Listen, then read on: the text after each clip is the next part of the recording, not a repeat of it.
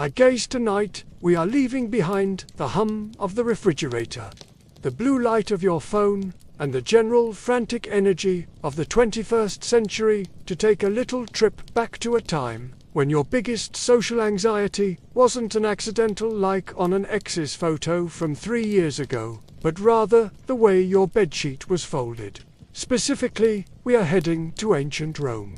Now, don't panic, you aren't a gladiator, and nobody is asking you to fight a tiger in a dusty circle. You are simply a guest in a very quiet, very sun-drenched villa on the outskirts of the city. You're lying on a lectus, a Roman bed that is essentially a wooden frame with interlaced leather straps. It's surprisingly comfortable, though if you're used to a memory foam mattress, your lower back might have some pointed questions for you later.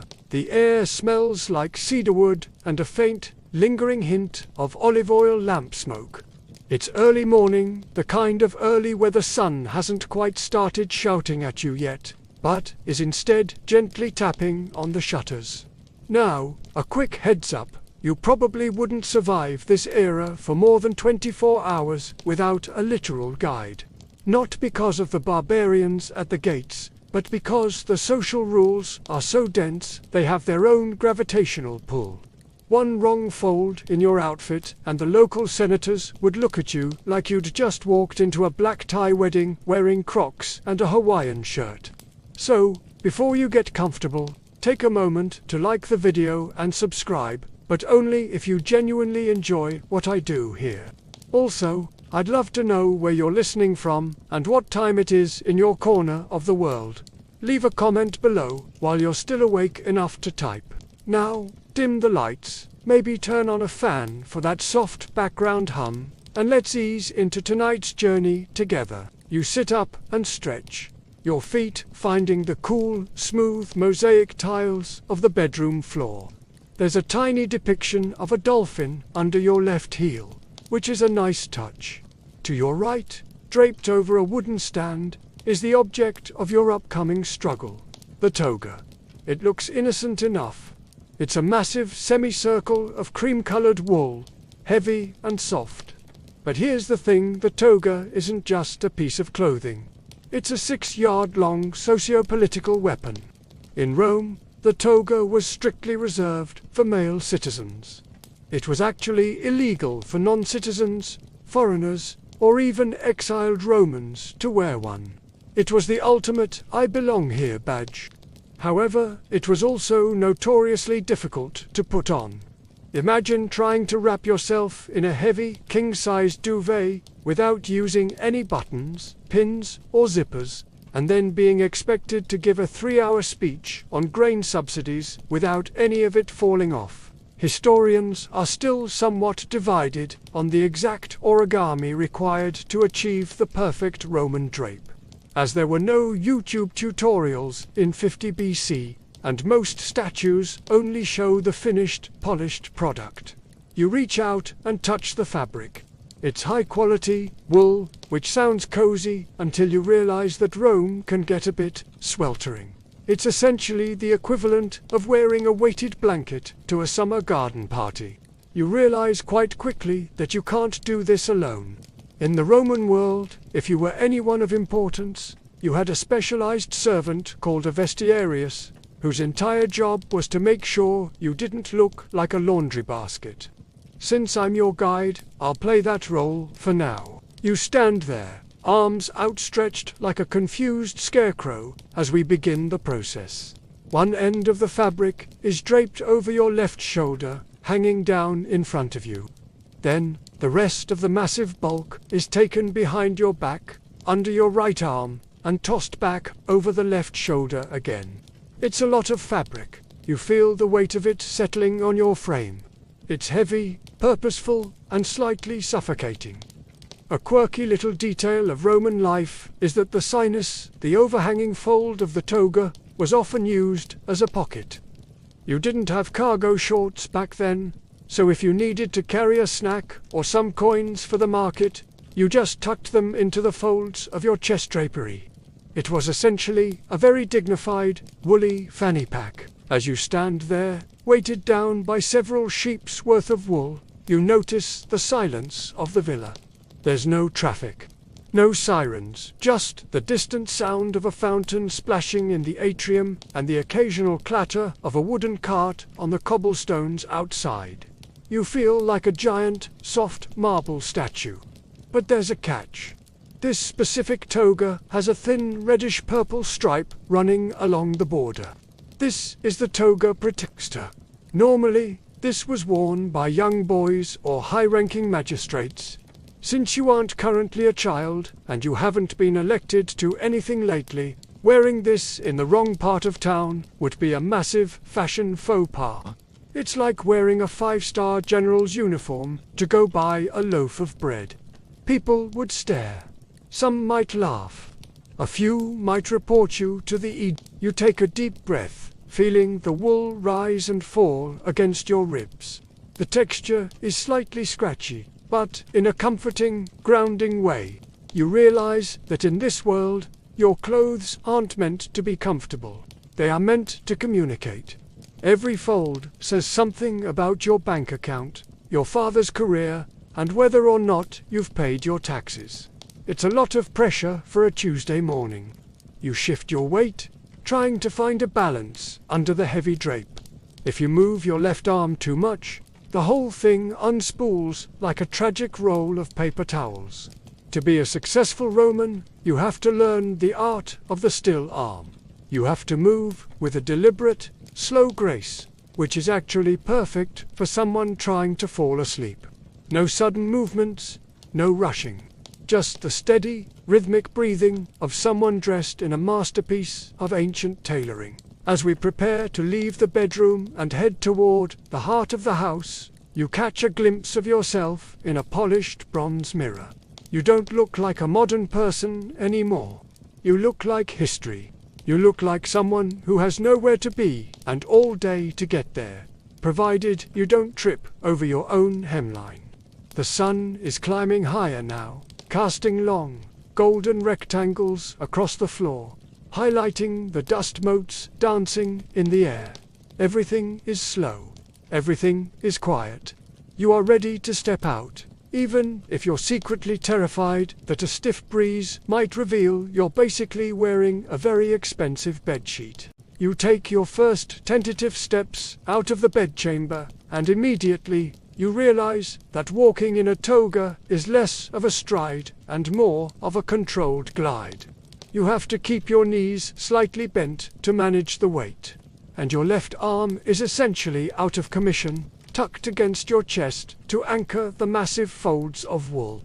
It's a bit like trying to navigate a narrow hallway while carrying a very large, sleeping golden retriever. One wrong move, and the sinus, that pocket-like fold we talked about, might shift, and suddenly your carefully constructed persona as a dignified Roman citizen would literally unravel at your feet. It's the ultimate test of core strength and patience. As you enter the atrium, the central heart of the villa, the air changes. It's cooler here, thanks to the impluvium, the shallow rectangular pool in the center of the floor designed to catch rainwater. The water is still and dark, reflecting the square of blue sky visible through the opening in the roof, known as the compluvium. The sound of a single, rhythmic drip-link, plink, plink echoes off the marble walls, creating a natural metronome for your thoughts. You find a stone bench near the water and sit down, a process that takes about 45 seconds because you have to carefully smooth the back of your toga to avoid creating permanent wrinkles. In Rome, a wrinkled toga was the mark of a man who had clearly given up on life, or perhaps a man who had spent too much time napping in the shade, which, to be honest, sounds like a pretty good plan right now. But as you sit there, adjusting your heavy woolen layers, you begin to contemplate the sheer absurdity of the geometry involved in your outfit. To the untrained eye, you're just a person in a white sheet. To a Roman, you are a walking map of the social hierarchy. If your toga is too short, you're a country bumpkin who hasn't been to the city in a decade. If it's too long and trails in the dust, You're an arrogant dandy trying too hard to look like a Greek philosopher. There was even a specific term for the way the folds should fall across the chest, the umbo, or boss, which had to be pulled out just so, creating a soft, rounded protrusion of fabric. It's essentially the ancient version of a pocket square, but much more stressful. A widely accepted historical fact is that the toga was so impractical and hot that most Romans absolutely hated wearing them. They were the business suits of antiquity. Unless you were heading to the forum, a court case, or a formal dinner. You would much rather be in a simple tunica basic, nil-length wool shirt that actually allowed you to use both of your arms. The toga was formal wear in the most punishing sense of the word. Imagine if every time you went to the grocery store, you had to wear a three-piece tuxedo made of heavy winter wool. That is the Roman reality. It's no wonder they invented the concept of the siesta. By noon, the sheer effort of carrying around 6 yards of fabric would make anyone want to curl up in a dark room. As you watch the sunlight crawl slowly across the mosaic floor, you notice a small, quirky detail about the villa's decor. Near the entrance, there is a small shrine, a lararium, where the family's guardian spirits reside. Tucked behind one of the small bronze statues is a scrap of fabric used as a cleaning rag. Even in a wealthy home, nothing was wasted. This brings us to a fascinating, if slightly unappetizing, reality of Roman fashion. The maintenance. Your toga is a bright, dazzling white, the toga candida, from which we get our word candidate, because politicians wore extra white togas to look honest. But keeping wool that white in a city filled with soot, dust, and mud was an Olympic-level challenge. Historians still wonder if the Roman obsession with clothing white was actually the primary driver of the local economy. There were no washing machines, and soap, as we know it, wasn't really a thing. Instead, they used fullers. If you were a Roman citizen, you sent your clothes out to a fullonica, where workers would spend all day treading on your expensive woolens in vats filled with a mixture of water and aged human urine. The ammonia in the urine acted as a powerful bleaching agent and degreaser. So, while you're sitting there looking like the pinnacle of elegance and dignity, the subtle scent of your outfit might have been, let's just say, distinctive. You were basically wearing a chemical reaction. It puts a bit of a damper on the romanticism of the era, doesn't it? You're a masterpiece of tailoring, but you're also a walking chemistry experiment. You lean back against the cool stone wall, feeling the scratchy wool against your neck. The weight of the toga is starting to feel less like a burden and more like a heavy, warm embrace. It forces you to slow down. You can't scroll through a phone. You can't rush to a meeting. You can only exist in the present moment, listening to the water drip and the faint rustle of the wind through the garden plants outside. There is a certain dry humor in the fact that the most powerful empire in the world was run by men who were constantly worried about their hems and their laundry smells. It's a reminder that humans, no matter the century, are always a little bit ridiculous. One of the great debates among scholars is how Roman men managed to go to the bathroom while wearing a toga. There are no zippers, there are no buttons. There is just a seemingly infinite amount of wrapped wool. Some suggest they simply didn't. They just waited until they could return home and be liberated from their fabric cocoons. Others think there were toga assistants in public restrooms, though that sounds like a job no amount of denarii could pay enough for. It's one of those practical mysteries that reminds us how much of history is unwritten because it was too mundane or too embarrassing to record. You close your eyes for a moment. The villa is so peaceful. You can hear the distant, muffled sounds of the city waking up, the cry of a street vendor selling hot chickpeas, the rhythmic clopping of a horse's hooves, but in here, behind the thick stone walls, time seems to have slowed to a crawl. You shift your arm, and the wool rustles softly, a sound like dry leaves. It's a comforting noise. You realize that you've stopped fighting the toga.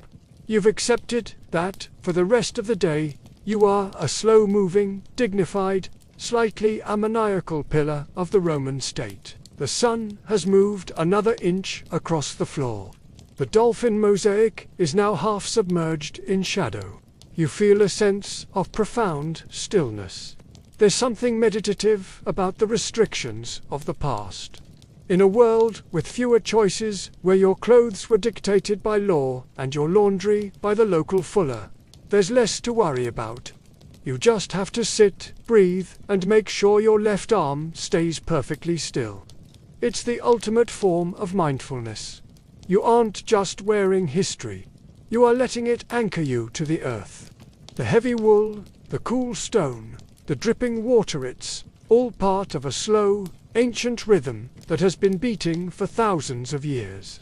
And as you sit there in the quiet atrium, you find yourself drifting further and further away from the modern world, sinking into the soft, heavy, white-draped silence of the eternal city. Now that you've mastered the art of sitting without causing a structural collapse of your wardrobe, it's time to consider the hidden language of the fabric draped over your shoulder. In Rome, you didn't just wear clothes, you wore your resume. As you sit by the impluvium, you notice that the purple stripe on your toga clavis is exactly the width of a man's hand. This isn't an artistic choice or a quirky personal flair. If that stripe were a fraction of an inch wider or narrower, you would be signaling a completely different tax bracket. A wide stripe, the latus clavus, was the exclusive property of the senatorial class, the 1%ers of the ancient world. A narrower stripe, the angustus clavus, belonged to the equestrians, the wealthy business class. If you were caught wearing the wide stripe while only having narrow stripe money, the social fallout would be swifter than a gossip columnist's pen. It's a bit like modern branding, but instead of a tiny embroidered crocodile on your chest, the entire geometry of your outfit is a broadcast signal. A widely accepted historical fact is that Roman society was one of the most strictly stratified in history, and the sumptuary laws were designed to keep it that way. These laws dictated everything from how many pearls a woman could wear to what color sandals a man could lace up his calves. They were the original fashion police, and they didn't just give out tickets, they could strip you of your voting rights. You look down at your stripe and feel a strange sense of relief that, for today at least, you seem to be dressed according to the rules. You are a person of standing, a citizen of weight both metaphorical and literal. Given the 10 pounds of wool currently pressing down on your collarbone, there is a certain dry humor in imagining a Roman senator looking at a rival across the forum and thinking, is that stripe 4 inches or 5? I knew he was a social climber. It's the ancient version of checking someone's wrist for a knockoff watch. But as you relax into the stone bench, you notice a quirky detail about your own attire that you hadn't seen before. Tucked into the hem of your toga is a tiny, weighted lead bead. These were often sewn into the corners of the fabric to ensure the drape stayed heavy and didn't flap around in the wind like a sail. It was the Roman solution to a wardrobe malfunction. You were quite literally weighted down by your own dignity. If you tried to run, these little lead weights would probably beat a rhythmic, painful tattoo against your shins, which was just another way the city reminded you that a gentleman never, ever rushes. The stillness of the villa is punctuated now by the distant sound of a flute player somewhere down the street, the melody thin and reedy, drifting over the garden wall. It makes you wonder about the people who didn't get to wear the stripes. Historians still wonder exactly how many illegal togas were wandering the streets of Rome at any given time. We have records of people being prosecuted for dressing above their station, which suggests that the urge to fake it until you make it is a timeless human tradition. Was there a black market for senatorial-grade purple dye? Did people sew their own wider stripes onto narrow-striped togas in the dead of night? It's a hilarious image, a Roman citizen frantically sewing in the dark, hoping the neighbors don't notice his sudden promotion to the aristocracy. The sun is moving higher, and the reflection of the water in the pool is now dancing in shimmering, golden patterns across the ceiling of the atrium. You find yourself hypnotized by the movement. Your breathing has slowed to match the pulse of the house. You realize that the toga, for all its discomfort, forces a certain posture. You cannot slouch in a toga. If you slouch, the whole thing slips. You have to sit tall, chest out, chin up. It's an architecture of the body. You feel like a pillar of the community because you are literally wrapped in the same material used for the city's official banners. You are part of the scenery. As you sit, you reach into that sinus pocket we mentioned earlier. You find a small, wax-covered wooden tablet and a stylus. This was the Roman iPad. You could jot down a grocery list or a poem, then rub the wax smooth to delete it and start over. You realize that your life in this moment is incredibly tactile. Everything is wood, wool, stone, or wax. There is no plastic, there is no humming electricity. Even the paints used on the walls are made from ground earth and minerals. This lack of synthetic material creates a different kind of quieter, heavy, organic silence that feels like it's soaking into your bones. It's the kind of silence that makes your eyelids feel like they're made of the same heavy lead as your toga weights. You decide to practice a power move of Roman fashion, the adjustment of the You carefully tug on the fold of fabric near your waist, pulling it out just enough to create that perfect, rounded bulge. It feels significant, like adjusting a tie before a big meeting. Except, of course, your meeting is likely just a slow walk to a garden to look at some statues. The pace of life here is determined by the length of the shadows and the time it takes for a laundryman to stomp on your clothes. It's a world without seconds or minutes, only hours and seasons. A light breeze drifts through the compluvium opening, carrying the scent of blooming jasmine from the garden. It ruffles the very edge of your toga, but the lead weights do their job, and you remain perfectly draped. You feel a sense of smug satisfaction. You are winning at being a Roman. You've avoided the faux pas of the short hem. You've navigated the politics of the hand-width stripe, and you haven't yet tripped and fallen into the pool. This is the peak of your ancient career. You close your eyes and let the warmth of the sun hit your face. You can almost feel the presence of the millions of people who sat exactly like this over the course of 1,000 years, all of them worrying about the same folds of fabric, the same social slights, and the same itchy wool. It's a comforting thought. Your modern problems feel small and distant, like the sound of a bird chirping on a roof 3 blocks away. In the grand scheme of the Roman Empire, your only job right now is to exist, to breathe, and to stay properly draped. The city will go on. The emperors will rise and fall. The laundry will always need more urine. But here, in the shade of the atrium, there is only the cool stone and the heavy, white piece of the wool. You shift slightly, your toga rustling like a secret whispered in a library. The weight of it is no longer an annoyance. It's a security blanket. It's a shield against the rush of the world. You are anchored to this spot by 6 yards of tradition. You feel your muscles letting go, your shoulders dropping away from your ears, and your mind wandering into the long, winding corridors of the past. The geometry of status doesn't matter when your eyes are closed. Whether the stripe is wide or narrow, the sleep that follows is exactly the same. You decide it's finally time to stand up, a feat that requires the core stabilization of a professional gymnast and the patience of a saint. As you rise from the stone bench, the wool shifts with a heavy, muted thrum, settling around your ankles. You've mastered the drape, you've understood the stripe. But now we must confront the most harrowing aspect of your Roman existence, the maintenance of your dignity. Specifically, we're going to talk about laundry day. In our modern world, laundry is a chore involving a plastic pod and a machine that occasionally sings a little song when it's finished.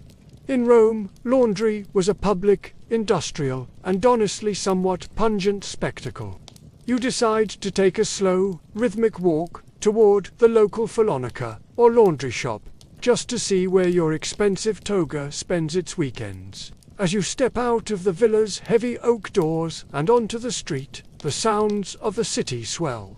The clatter of iron-shod wheels on basalt paving stones creates a low-frequency vibration you can feel in the soles of your feet. But as you approach the laundry district, a new scent begins to dominate the air. It's sharp, alkaline, and undeniably organic.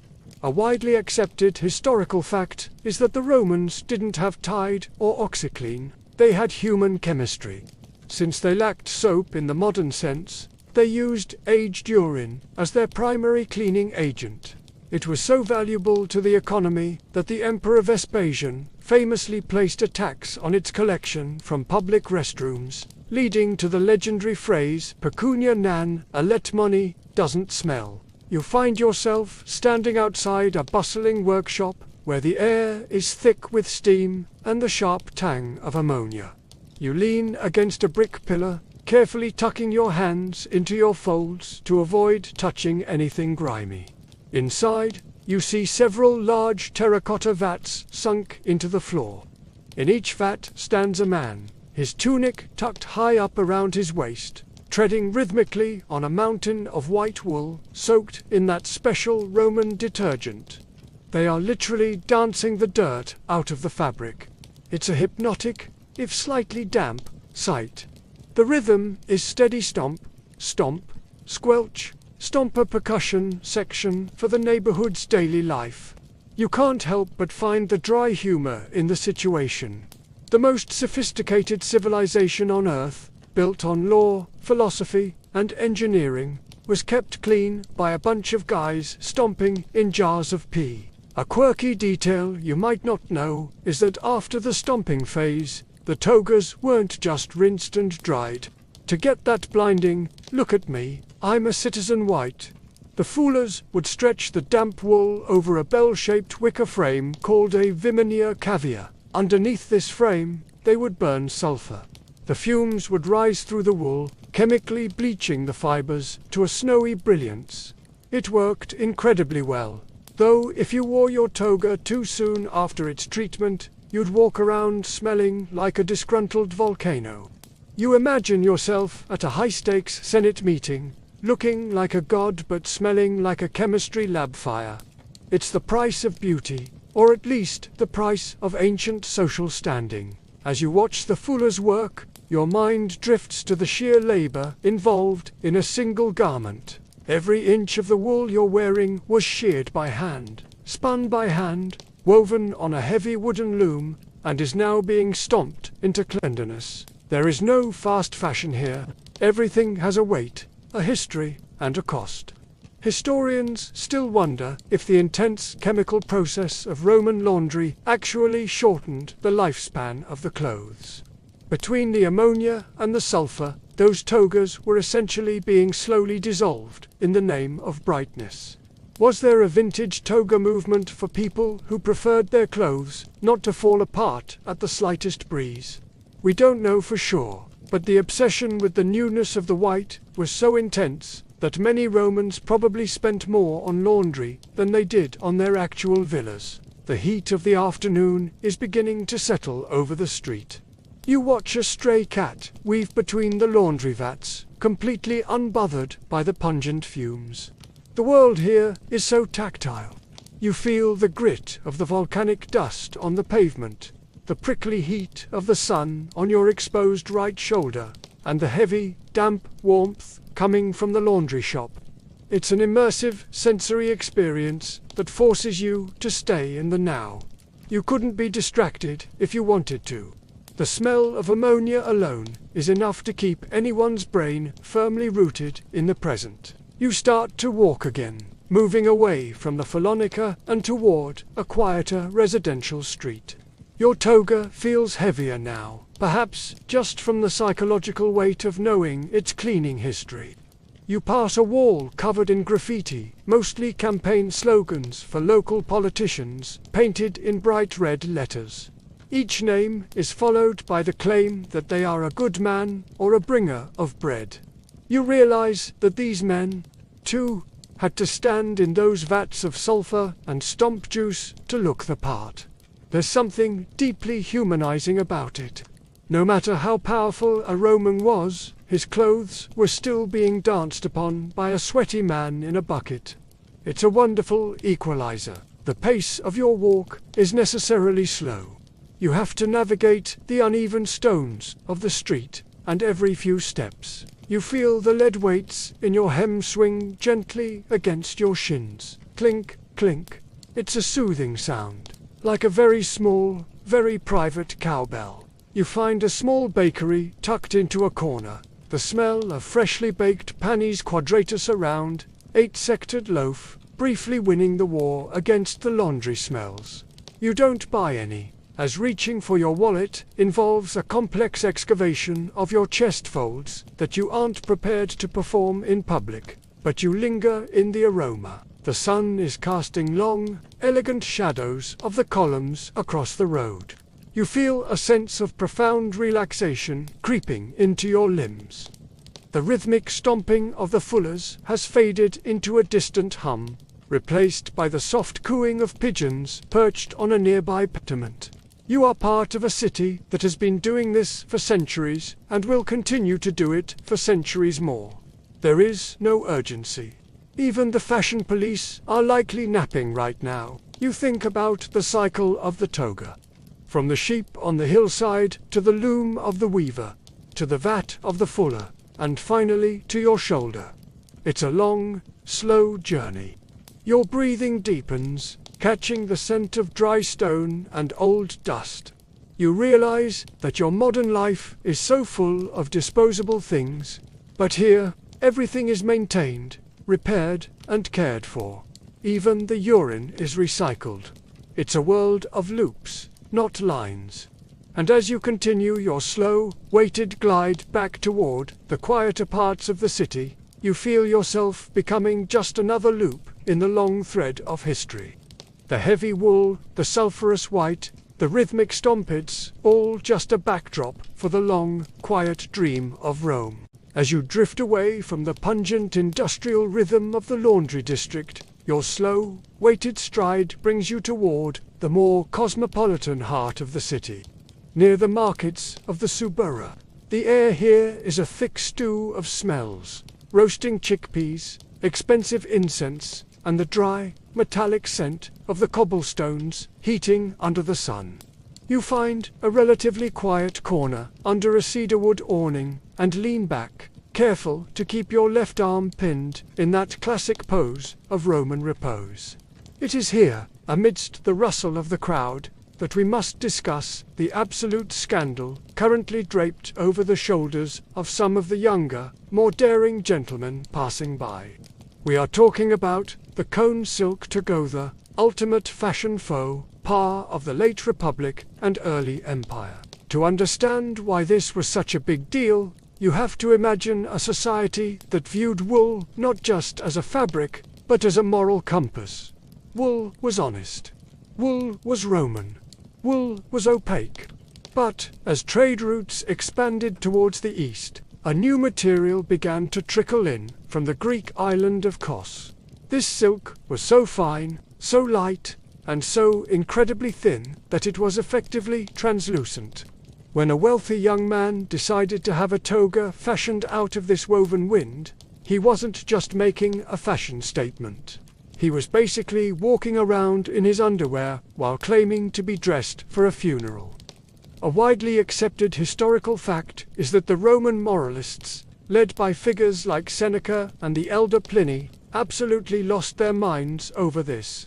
They argued that a garment which didn't hide the body was not a garment at all, but a sign of a decaying civilization. You watch a group of young aristocrats saunter past. They aren't wearing the heavy cream-colored wool you are currently sweating in. Instead, their togas are made of a shimmering, almost iridescent material that catches the light like a soap bubble. They look incredibly comfortable, which is, of course, why the older generation hated them. There is a dry humor in the irony. The older Romans believed that if you weren't slightly miserable and overheated in your clothes, you weren't actually being a patriot. To them, the cone silk was a serious fashion faux pas because it suggested you cared more about your own comfort and vanity than the dignity of the state. It was the ancient version of wearing athleisure to a high court hearing. You look down at your own thick, opaque wool and feel a strange sense of moral superiority, even as a bead of sweat rolls slowly down your spine. A quirky detail that often gets lost in the history books is that these silk togas were often dyed in un-Roman colors. While you are restricted to white or the occasional purple stripe, these fashion rebels were experimenting with shades of seafoam, crocus yellow, and even a pale, watery green. They looked like a bouquet of flowers wandering through a forest of white marble. To the Roman eye, this was sheer madness. There was even a debate about whether a man wearing such a thin, colorful garment could be trusted to give a legal testimony. If your toga was transparent, how could your character be solid? It's a hilarious leap in logic, but the Romans took their fabric-to-character ratio very seriously. Historians still wonder if the transparency of these silk togas was as scandalous as the writers made it out to be. Or if it was just the ancient version of get off my lawn grumbling. Some suggest that the silk was layered so many times that it wasn't actually see-through, but merely reflected the light in a way that looked scandalous. Either way, the debate raged for decades. You shift your weight, feeling the heavy friction of your wool against your shoulder. It's grounding. The silk wearers look like they might float away if a strong breeze hit them, but you are anchored. You are a man of substance. You are basically wearing a carpet, and in Rome, that makes you a pillar of society. As you sit in the shade, you notice a merchant nearby unrolling a bolt of this controversial silk for a wealthy-looking matron. The fabric moves like water. It's easy to see the appeal. In the stifling heat of a Roman July, the idea of trading your 10-pound wool blanket for a handful of shimmering air must have been nearly irresistible. But then you remember the fashion police. The aediles, the officials in charge of public order, could actually fine you or publicly shame you for dressing with excessive luxury. You imagine being pulled over by a Roman official because your toga was too shiny. It gives looking sharp a whole new, legalistic meaning. The pace of the afternoon is slowing down. Even the merchants are starting to look sleepy, leaning against their stalls and fanning themselves with scraps of papyrus. The sound of the city is becoming a muffled, rhythmic thrum, the heartbeat of a giant that has decided to take a nap. You find yourself watching a small lizard sunning itself on a nearby brick wall. It's perfectly still, just like you've learned to be. The weight of your wool is no longer a struggle, it's a cocoon. You realized that the transparency scandal was really about a fear of change. The old guard wanted everything to stay heavy, white, and difficult, while the new generation wanted things to be light, colorful, and easy. It's the same story that plays out in every century, just with different hem. You close your eyes, listening to the soft rustle of the wind in the awning above you. The sound is almost identical to the sound of your own breathing. You feel a deep sense of calm, knowing that you chose the boring wool today.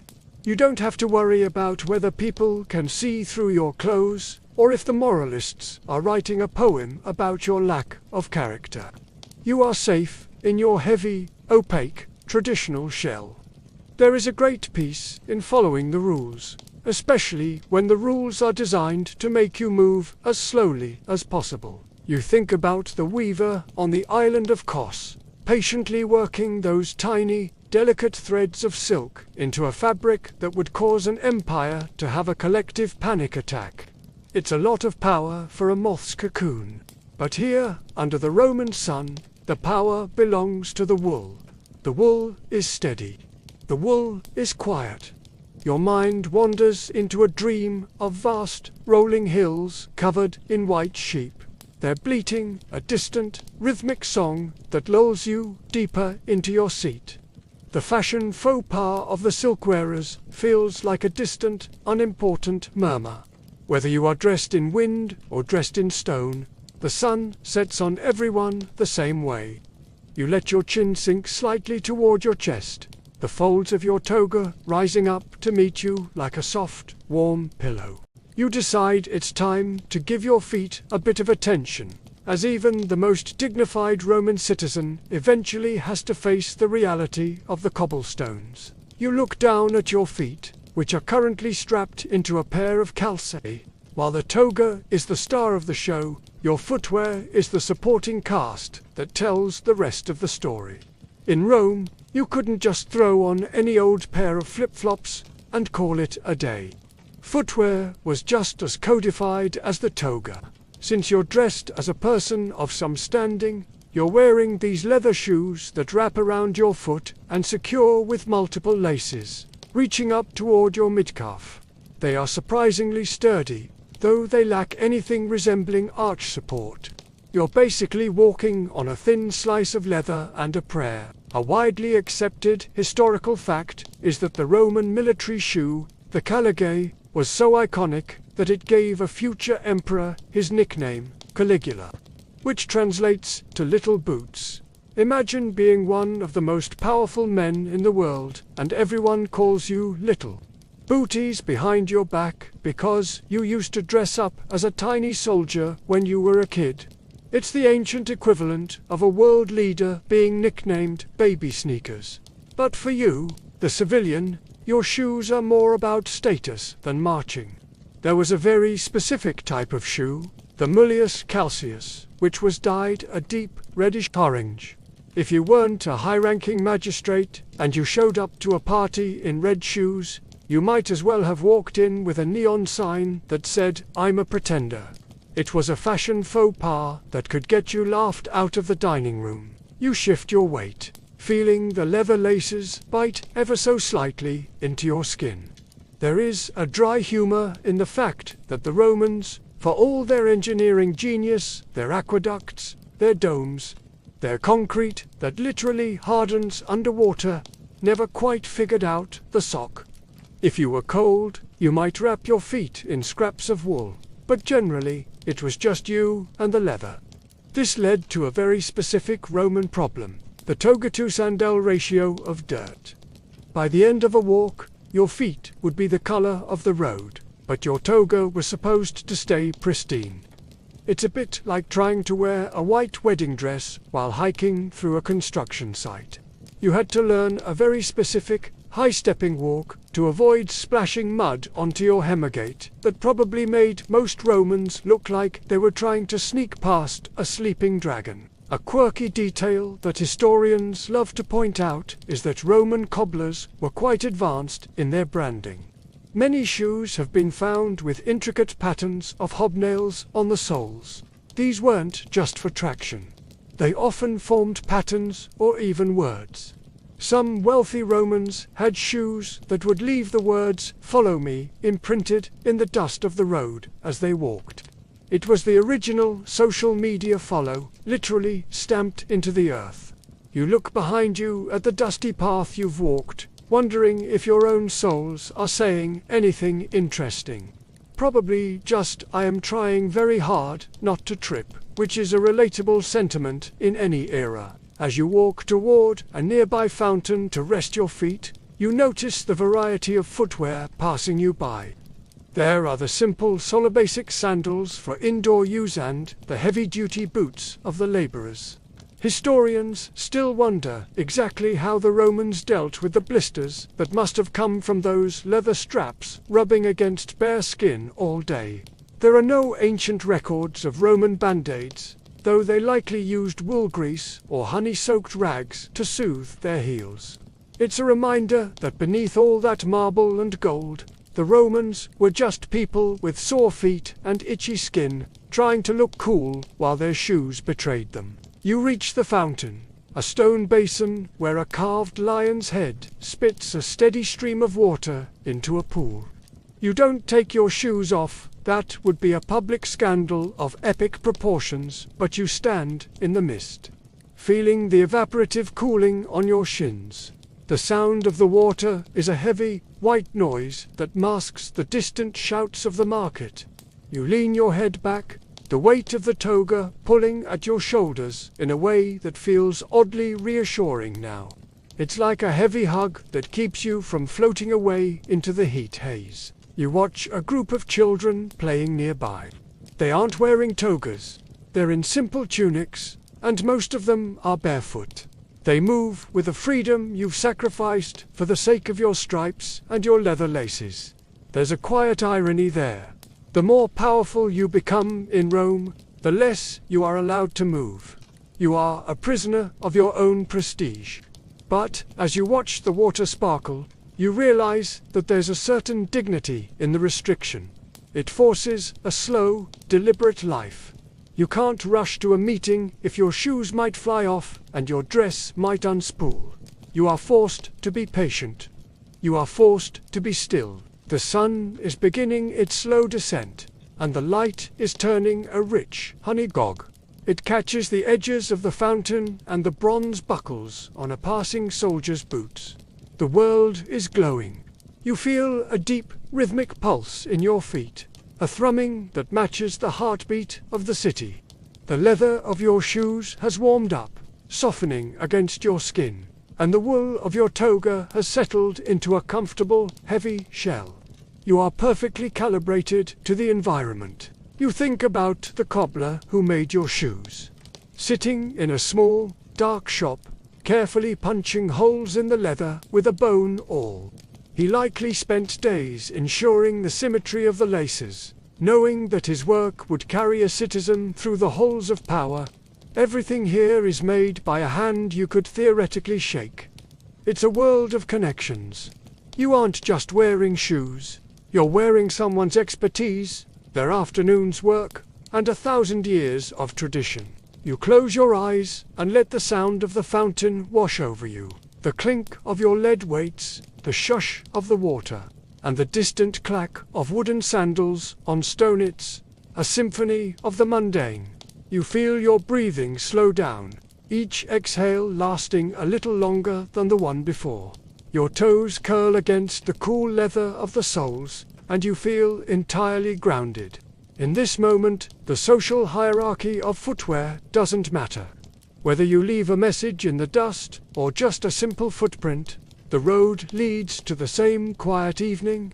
You are just a traveler in time, taking a moment to rest your feet before the next slow, dignified step.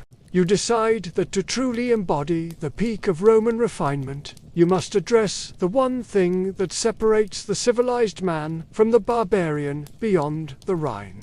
Your facial hair. You turn your slow, weighted steps toward a tonstrina, the local barber shop.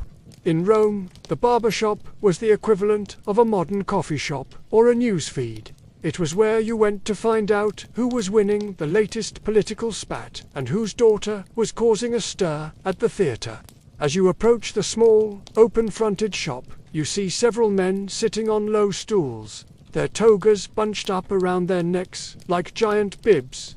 The air here smells of bay laurel, iron, and a slightly alarming amount of sweat. You take your seat, leaning your head back against the cool stone wall, and wait for the barber to notice you. A widely accepted historical fact is that the Romans were obsessed with being clean-shaven at least until the Emperor Hadrian came along with his Greek-style beard much later. To be a proper Roman during the Republic and early Empire, your face had to be as smooth as the marble columns in the Forum. However, this was a terrifying prospect. They didn't have multi-blade razors with lubricating strips and pivoting heads.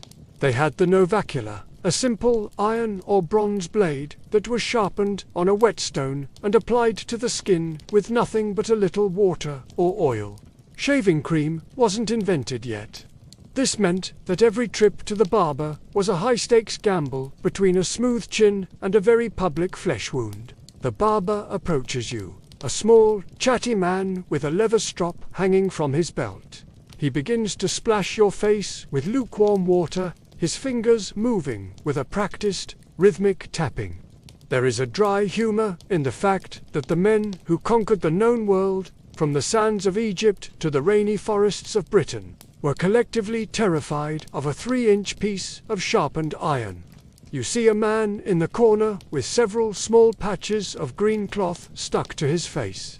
These were the Roman version of styptic pencils, often soaked in vinegar or spiderwebs to stop the bleeding. If you walked out of a barber shop looking like you'd been in a fight with a particularly angry cat, it was considered a major social embarrassment of fashion, faux pas of the flesh. A quirky detail that historians find both fascinating and slightly horrifying is that because the razors were so dull and the process so painful, many Romans opted for epilation instead. This involved using tweezers or even a caustic paste made of bat blood and powdered ivy to pull or burn the hair out by the roots. As you sit there, you pray that your barber is a blade man and not a tweezer man. You watch him strop the razor, the sound a rhythmic zippis, zippis that strangely starts to harmonize with the distant buzzing of a fly near the window. It's a hypnotic sound, one that makes your heavy eyelids feel even heavier under the weight of the afternoon heat. Historians still wonder how the average Roman managed to stay so perfectly groomed, given that self-shaving was almost impossible with the tools of the time. This meant that the barbershop was a daily ritual for almost every man in the city. Can you imagine having to go to a professional just to not look like a hermit every single morning? It forced a level of social interaction that we've almost entirely lost. You couldn't just hide behind a screen. You had to sit knee-to-knee with your neighbors and talk about the price of grain while a man held a lethal weapon to your throat. It's the ultimate exercise in trust and community building. The barber leans in and you feel the cold pressure of the blade against your jaw. He moves with agonizing slowness. In Rome, speed was the enemy of safety. Every stroke is a deliberate, measured movement.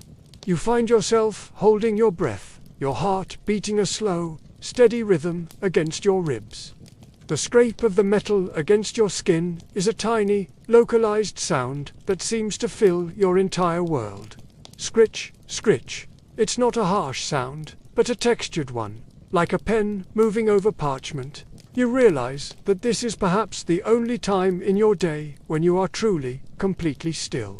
Even your left arm, which has been frozen in its toga anchor position, feels a moment of relief as the barber occasionally adjusts your posture.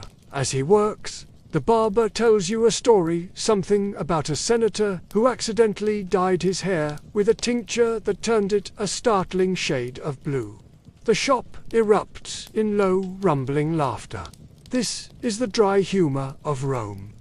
It's never about loud, boisterous jokes, but about the quiet, ironic observation of someone else's misfortune. You find yourself smiling, the movement of your cheeks making the barber pause and tut-tut in mock annoyance. You are part of the club now. You are a man of the city, participating in a ritual that has remained unchanged for generations. The barber finishes with a flourish, splashing your face with a cooling concoction of oil and vinegar that makes your skin tingle. He wipes your face with a soft linen cloth, and for a moment, the world is dark and warm and smells of clean laundry. When he pulls the cloth away, you feel lighter. Your face is smooth, your toga is still mostly in place, and you have survived the most dangerous part of your morning. You pay him with a small bronze coin, the transaction feeling weighty and significant. You stand up, feeling the blood rush back to your legs. The shop is filled with the soft, golden light of the late afternoon. The dust motes swirling in the air like tiny, silent spectators. You catch a glimpse of yourself in a polished silver mirror on the wall. Your skin is glowing, your hair is trimmed, and you look every bit the dignified citizen. The serious fashion faux pas of a patchy beard has been avoided. You feel a sense of profound accomplishment, which is funny considering all you did was sit still and try not to bleed. As you step back out onto the street, the air feels different against your freshly shaved skin. It's cooler, more sensitive. Every breeze is a new sensation. You tuck your hand back into your toga folds, feeling the familiar weight of the wool. The city is beginning to transition from the frantic energy of the day to the long, slow shadows of the evening. You feel a deep, soul-level relaxation. You've been cleaned, dressed, and groomed according to the laws of the most powerful civilization on Earth. You are a masterpiece of social conformity. You think about the countless men who stood on this very spot, feeling exactly this same prickle of air on their faces. It's a connection that transcends time. You aren't just a visitor. You are a participant in the long, slow breath of history. Your breathing deepens, the rhythm of your footsteps slowing down to match the lengthening shadows. There is no need to rush. In Rome, the evening is a reward for a day well spent in the service of dignity. And as you walk, you feel the peace of the city settling over you like a second, even heavier toga of silence. You step away from the barber shop, feeling the gentle prickle of the air against your smooth skin, and decide to take a long, aimless stroll down the Appian Way. This is the Queen of Roads, a straight, proud line of basalt that stretches out from the city gates toward the horizon. In the modern world, roads are functional, grey strips of utility, but here the road is a theatre. As you walk, the heavy wool of your toga swings with a rhythmic, comforting weight, the lead beads at the hem providing a soft, metallic pulse against your shins. You are no longer just a person moving through space. You have become a human billboard. In Rome, every person walking toward you is a puzzle of visual cues, a walking advertisement for their family's history, their wealth, and their adherence to the strict laws of the garment. A widely accepted historical fact is that the Appian Way was lined with the monumental tombs of the Roman elite. Because it was illegal to bury the dead within the city walls, the wealthy built their final resting places along the busiest highways. As you walk, you aren't passing billboards for insurance or fast food. You are passing the quiet, marble faces of ancestors. There is a dry humor in this. The Romans were so obsessed with status that even after they died, they wanted to make sure you saw their fashion choices from the roadside. You pass a tomb where a carved figure wears a toga with folds, so intricate they must have taken the sculptor months to perfect. Even in the afterlife, a Roman wouldn't be caught dead in a poorly draped garment. It's the ultimate, forever fashion statement. You slow your pace, allowing a group of travelers to pass. They are dusty from the road, their tunics hitched up for travel, looking at your pristine white toga with a mix of respect and perhaps a little bit of pity for how hot you must be. A quirky detail you notice about the local billboards is that many of the tombs have benches built into them. The dead were literally inviting the living to sit down, rest their feet, and read about how many times the deceased had been elected to public office. It's a very polite, very permanent form of social media. You take a seat on one of these marble benches, feeling the sun-warmed stone through your heavy wool. It's surprisingly peaceful to sit with the ancients while watching the living world go by. Historians still wonder how much toga shaming actually happened on a daily basis. Did Romans whisper behind their hands when they saw a man whose umbo was slightly lopsided, given the sheer volume of literature dedicated to the correct way to wear a piece of cloth? It's likely that the city was one giant, slow-moving fashion critique. You find yourself looking at a passing merchant and internally noting that his hemline is a bit too high for a man of his AGR classic fashion faux pas. You've only been in Rome for a few hours, and already the toga brain has taken over.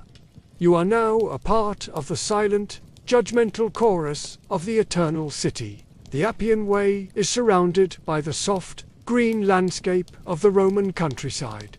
Beyond the tombs, you can see groves of silver-leaved olive trees and the distant, hazy silhouettes of the Albon hills. The sound of the city is fading, replaced by the rhythmic chirping of cicadas and the occasional, distant lowing of an ox. This is the white noise of antiquity. It doesn't demand your attention. It just wraps around you like another layer of wool. You find your breathing syncing up with the wind as it rustles through the nearby cypress trees. Everything here moves at the speed of a walking man, which is to say, it moves at the perfect speed for a dream. You notice a small, carved inscription on the bench you're sitting on. It's a simple message from a traveler who passed by 100 years ago. Just a name and a date. It's a reminder that this road has been walked by millions of feet in millions of different shoes. Some were marching to war, some were heading to market, and some, like you, were just looking for a place to exist for a while. The basalt stones beneath your feet are worn smooth by all that history, their edges rounded into soft, dark cushions of rock. You feel a profound sense of continuity. You aren't just an observer. You are another set of footprints on the Queen of Roads. There is a light breeze now, carrying the scent of dry grass and warm dust. It tugs gently at your toga, but you've learned the trick of the still arm, and you keep the fabric anchored without even thinking about it. You've become an expert in the physics of dignity. You realize that the human billboard aspect of Roman life wasn't just about showing off. It was about belonging. When you wore the toga, you were saying, I agree to these rules. I am part of this collective story. It's a heavy responsibility, but in the quiet of the afternoon, it feels more like a comfort. You don't have to decide who you are today. The wool has already decided for you. As you sit, you watch a lizard dart across the basalt stones, its movements quick and electric compared to your own slow, weighted presence. It disappears into a crack in a tomb, leaving you alone with the silence. The sun is now casting long, elegant shadows across the road, turning the white marble of the monuments into a soft, glowing gold. You feel your muscles relaxing, the tension of the city melting away into the warm stone of the bench. Your eyelids are heavy, nodding in time with the gentle sway of the cypress branches. You think about the people who built this road, laying each stone by hand, ensuring that it was straight and true. They weren't just building a path, they were building a legacy. Your life, in this moment, is a part of that legacy. You are a citizen of the road, a traveler in a world that values the slow walk over the fast run. You find yourself wondering if the people buried in these tombs ever got tired of their togas, or if they, too, eventually found a sense of peace in the heavy, predictable folds of the wool. The afternoon is reaching its golden hour, that magical time when everything looks like a painting. You decide to stay on your bench just a little longer. There is no reason to move. The road will still be here tomorrow, and the next day, and for another 2,000 years. You close your eyes, letting the warmth of the stone seep into your bones. The human billboard is taking a break. The status, the stripes, and the fashion faux pas are all fading into the background, leaving only the sound of the wind and the steady, quiet heartbeat of the Roman road. You decide to rise from your funerary bench, moving with the slow, deliberate care of a man who knows that gravity is the natural enemy of the unpinned garment. As you stand, You take a moment to perform the power move of the Roman elite, the recalibration of the drape. This isn't just a quick tug or a mindless adjustment. In Rome, the way you handled your fabric was a form of non-verbal communication known as gestus. If you moved too quickly, the wool would bunch and sag, making you look frantic and unreal. To be truly dignified, you had to learn the still arm, the art of keeping your left arm bent at a precise 90-degree angle to serve as a living anchor for the 6 yards of wool. It's essentially the ancient version of holding a very heavy, very expensive tray that you are never, ever allowed to put down. A widely accepted historical fact is that the toga had no fasteners, no buttons, no pins, and certainly no zippers. It was held together purely by friction, gravity, and your own posture. This meant that the way you moved determined whether you looked like a statesman or a man who had been caught in a particularly aggressive revolving door. There is a dry humor in the reality that the great Roman orators, like Cicero, had to practice their speeches while simultaneously managing a wardrobe that was trying to slide off their shoulders. Imagine trying to argue for the soul of the Republic while your pants, which weren't pants at all, were slowly migrating toward your ankles. It gives a whole new meaning to the phrase, keeping it together. You stand in the center of the road and begin the adjustment. You use your right hand to gently pull the umbo, that rounded fold at the waist, just an inch or two higher. Then, you smooth the sinus, the sweeping curve of fabric that runs from under your right arm to your left shoulder. It has to hang with a perfect mathematical sweep. If it's too tight, you look constricted. If it's too loose, you look like a Greek, which was perhaps the greatest fashion faux pas a Roman could commit. The Romans viewed the Greek style of dress as too easy and too relaxed. To be Roman was to be intentionally, structurally complicated. You are a triumph of engineering, a man-made mountain of wool. A quirky detail that often goes unmentioned is that the still arm actually had physical consequences. Many Roman statues of older men show a slightly asymmetrical posture, with the left shoulder sitting higher than the right. This wasn't a mistake by the sculptor. It was a depiction of toga shoulder, a literal muscular adaptation to decades of holding up 10 pounds of fabric. You shift your weight and feel that familiar pull on your trapezius muscle. You aren't just wearing an outfit. You are being physically molded by your social status. You're like a bonsai tree, but instead of wire, you're being shaped by sheep's wool and public expectation. Historians still wonder how much of the Roman walk, that stiff, stately glide, was a genuine cultural preference, and how much was simply the only way to keep your clothes from falling off. Was the dignitas of the Roman citizen actually just a byproduct of a very poorly designed garment? It's a hilarious thought. An entire empire's worth of gravitas built on the fear of a wardrobe malfunction. You try to take a few steps in a more modern way, swinging your arms and taking long strides, and immediately feel the fabric begin to slip. You quickly return to the slow, measured pace. The toga has won.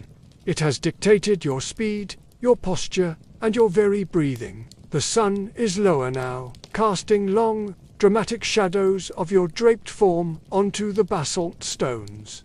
You look like a giant sundial. The wind has died down, leaving the air still and warm. You find yourself watching a hawk circling high above in the blue-gold sky. It moves with a grace that you can only envy. No wool, no stripes, no still arm. But then you look back at your own reflection in a small, still puddle near the edge of the road. You look formidable. You look like someone who could command a legion or write a law. There is a psychological power in the drape. When you are wrapped in this much tradition, you start to believe in your own importance. You decide to practice a few hand gestures, the kind a senator might use while addressing a crowd. You extend your right hand, palm up, keeping the left arm perfectly still. The wool moves with you, a heavy, fluid extension of your body. It feels like you are moving through water. There is no fast in this world. Every action is preceded by a thought, and every thought is filtered through the weight of the wool. It's a deeply meditative way to exist. You aren't reacting to the world. You are moving through it with an immovable, draped intent. A small group of birds lands on the road ahead of you, pecking at the dust between the basalt blocks. They don't fly away as you approach. They simply hop a few inches to the side, sensing that you aren't a threat. You are moving too slowly to be dangerous. You are just a part of the landscape, like the tombs and the cypress trees. You feel a sense of profound connection to the physical world. The scratch of the wool, the heat of the sun, the pressure of the leather straps on your feet, it's all so solid. It's a relief from the ephemeral, digital world you left behind. You take a deep breath, and for the first time today, the toga doesn't feel like a burden. It feels like a second skin. You've stopped thinking about the folds and started feeling them. You've accepted the still arm as a natural state of being. You realize that the art of the Roman drape isn't about the fabric at all. It's about the person inside it. It's an exercise in self-control. To wear the toga is to master yourself. The light is turning a deep, bruised purple near the horizon, mirroring the stripe on your shoulder. The world is softening.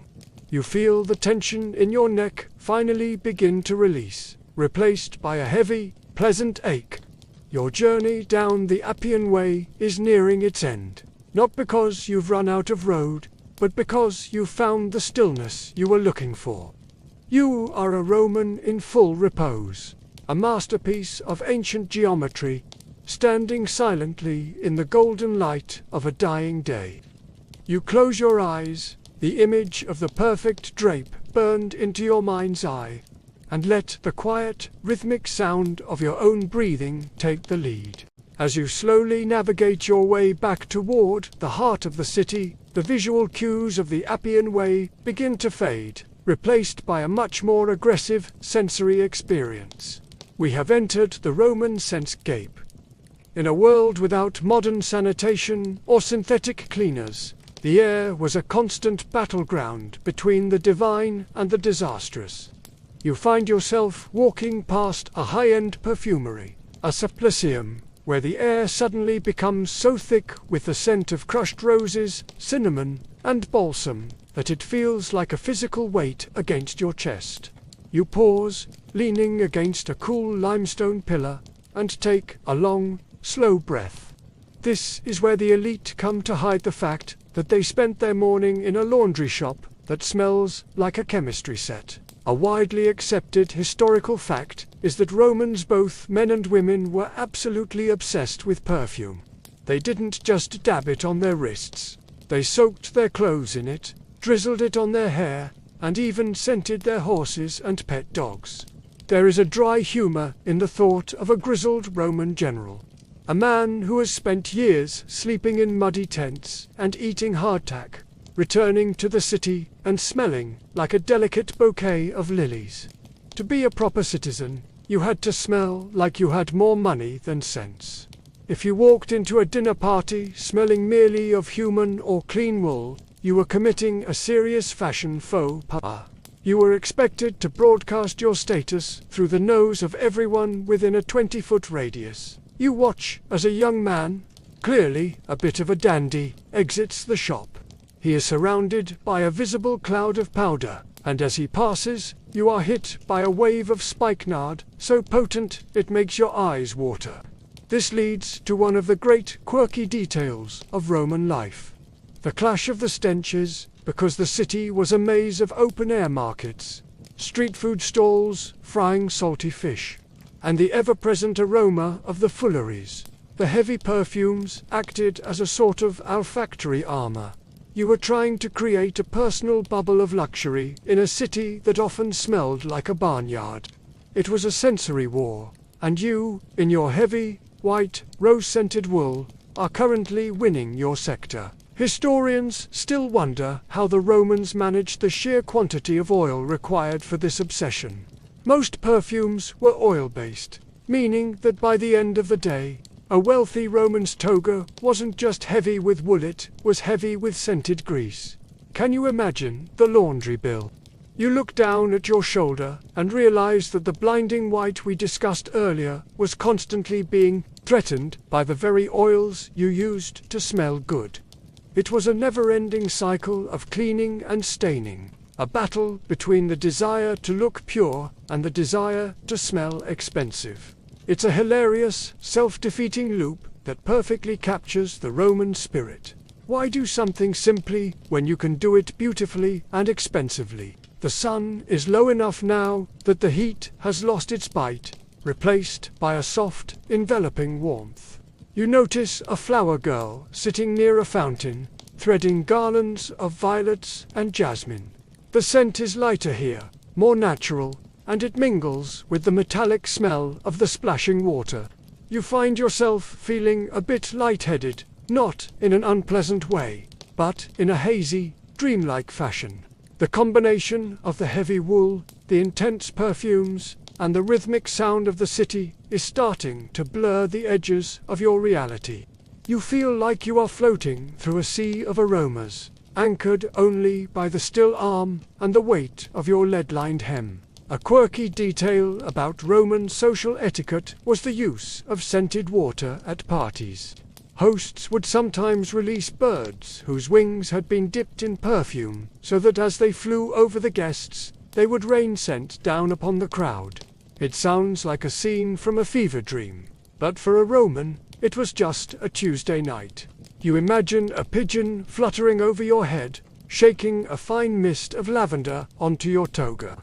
You'd probably just be annoyed about the potential for stains, but the rest of the room would be swooning at the elegance of it all. You start walking again, your feet finding a steady, slow rhythm on the stones. You pass a stall selling garum, the infamous Roman fermented fish sauce. The smell is assertive. It's a sharp, salty, funky aroma that cuts through the floral perfumes like a knife.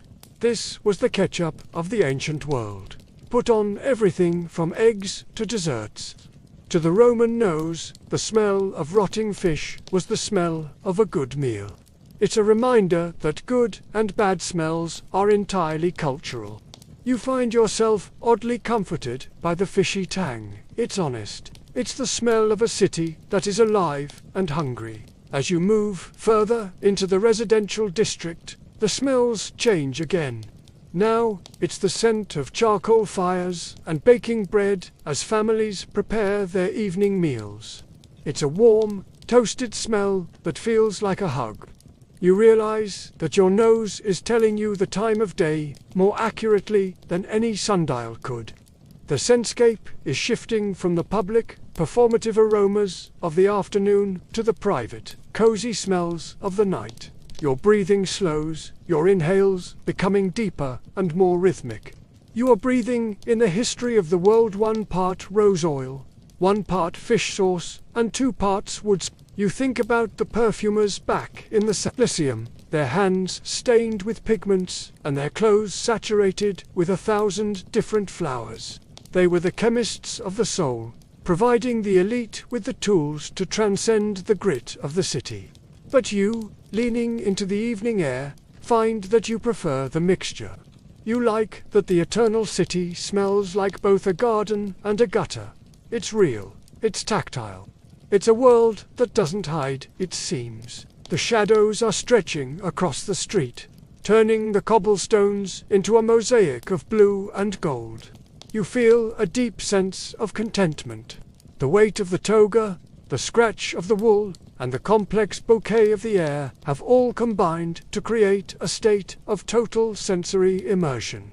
You aren't just thinking about Rome, you are breathing it. You feel your eyelids drooping, the scent of the evening jasmine acting like a gentle sedative. You are ready for the day to end, for the perfumes to fade, and for the quiet, scentless dark of the Roman night to take over. You find yourself lingering near the edge of the forum as the sky begins to deepen into a bruised, royal violet. Speaking of violet, your attention is drawn naturally to the stripe on your own shoulder and the occasional, blindingly vibrant garments of the high-ranking officials passing by. In Rome, color wasn't just an aesthetic choice. It was a regulated commodity. If you think modern luxury brands are exclusive, they have nothing on the Roman Tyrian purple. This wasn't just a color. It was a statement of absolute power. You adjust your toga, feeling the weight of that single purple stripe, and realize that you are carrying around one of the most expensive substances in the ancient world. A widely accepted historical fact is that Tyrian purple was derived from the mucus of the Bulinus brandaris, a predatory sea snail. To produce just 1 gram of this dye, roughly 10,000 snails had to be harvested, cracked open, and boiled in massive lead vats for days. The result was a rich, deep, reddish purple that never faded in the sun. In fact, it only grew more brilliant with age. There is a dry humor in the fact that the ultimate symbol of Roman dignity, the color of emperors and generals, began its life as a pile of smelly, fermented snail guts. To be the most powerful man in the world, you first had to be okay with wearing the concentrated essence of 1,000 mollusks. As you stand there, you see a senator pass by. His toga pictar, solid purple toga, embroidered with gold shining even in the dimming light. This was the ultimate gate-kept garment. Wearing a full purple toga when you weren't celebrating a triumph or sitting on the imperial throne was more than a fashion faux pas.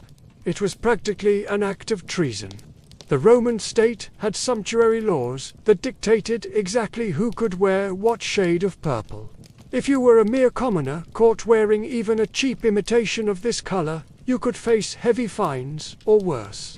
It was the original "don't touch my brand" policy, enforced by the full weight of the Roman legions. A quirky detail that historians find amusing is that the production of this dye was so incredibly foul-smelling that the dye works had to be located far downwind of any civilized city.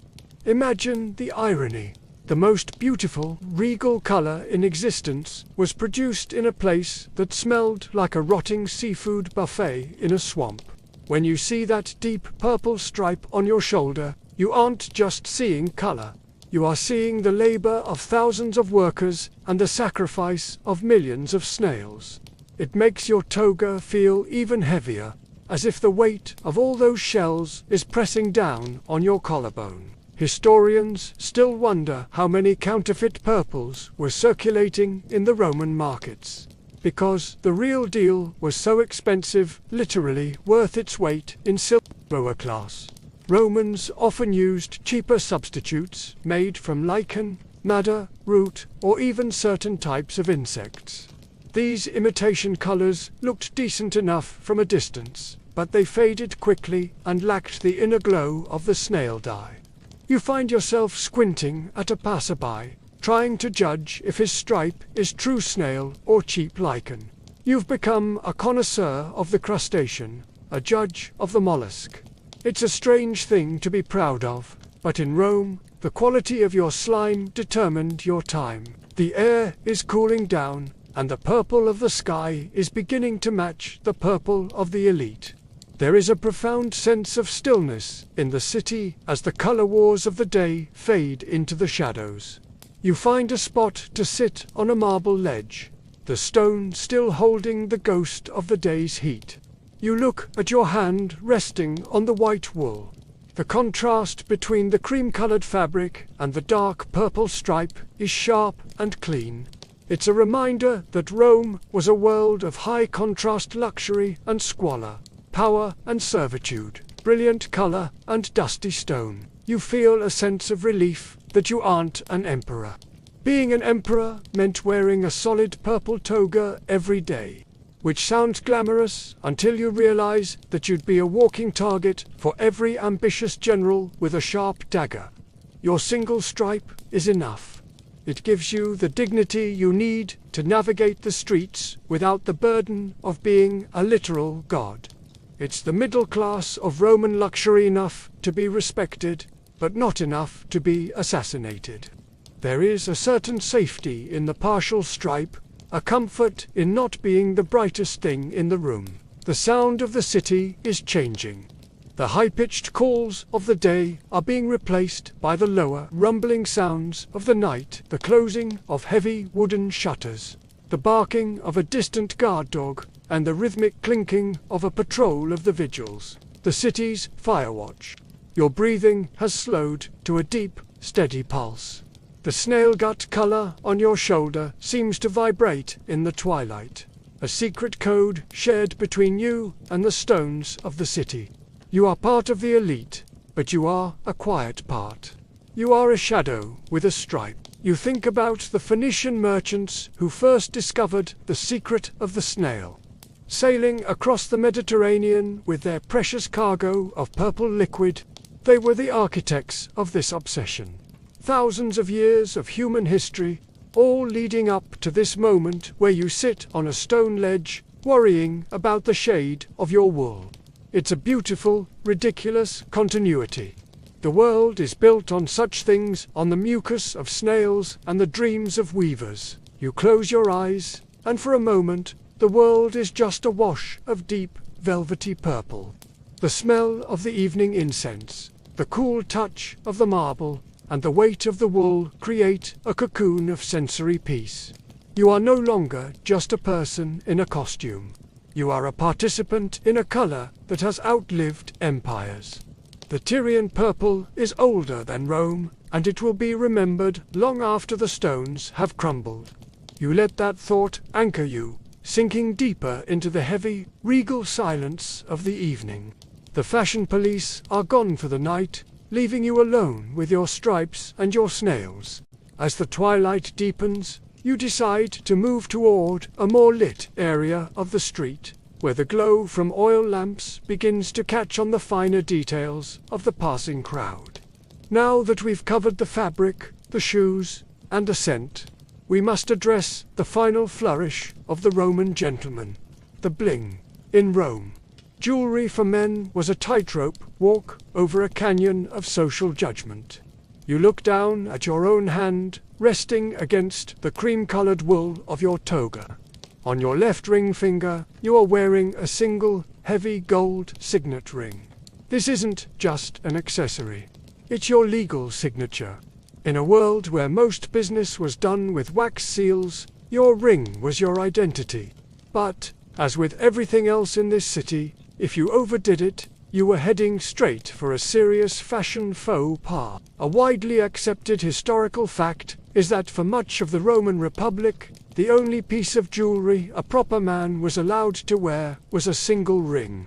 Originally, these were made of iron.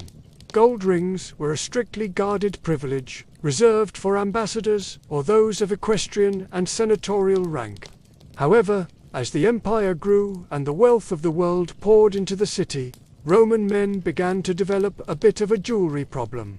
There is a dry humor in the writings of the satirist Martial, who poked fun at men who wore 6 rings on every finger, some so heavy they supposedly needed servants to help lift their hands.